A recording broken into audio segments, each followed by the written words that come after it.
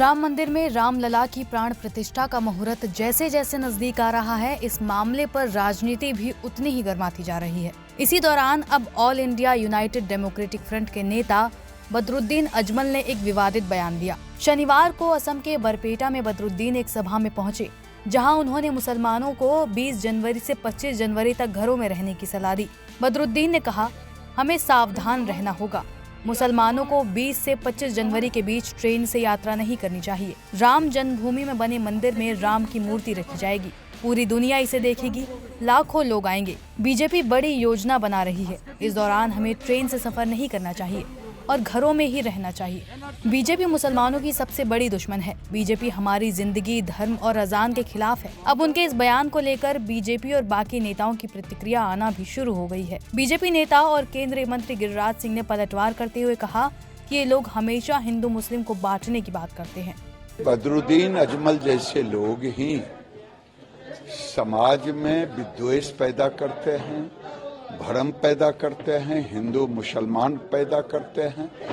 चाहे आगे आप देखेंगे जो हमारे इकबाल अंसारी जी हैं, उनको निमंत्रण मिला है, वो जा भी रहे हैं, राम की पूजा में भी रहेंगे, लेकिन बदरुद्दीन जब भी बोलते हैं तो जहर ही उगलते हैं। अमल हों, चाहे ओवैसी हों, ये सब जब भी बयान देते हैं तो वो हिंदू मुसलमान के बीच खाई पैदा करने की कोशिश करते हैं। और भारतीय जनता पार्टी हिंदू मुसलमान दोनों को साथ लेकर के चलता है। मुसलमान का दुश्मन कैसे हो गया बीजेपी? राजनीति में कोई दुश्मन नहीं होता है, राजनीति में प्रतिद्वंदी होता है। हम राइवल्स हैं, हम दुश्मन नहीं हैं। श्री राम का स्वागत सबको करना चाहिए, क्योंकि राम भारतवर्ष का प्रतीक है, एक धर्म का नहीं है। मुस्लिम को बोला है कि गाड़ी या ट्रेन में चढ़ना जरूरी है। ये बहुत गलत बात बोला है। श्री राम के नाम से जब मंदिर बन रहा है, वो भारतवर्ष का प्रतीक है। इसमें उकसाना, उल्टा बात करना ऐसे समय में ठीक बात नहीं है। पहली चीज़ तो बदरुद्दीन अजमल कोई मुसलमानों के मुखिया हैं क्या? उनके बहुत बड़े लीडर हैं क्या? ठीक है, वो अपने इलाके में हैं, एक सांसदी की सीट जीतते रहते हैं।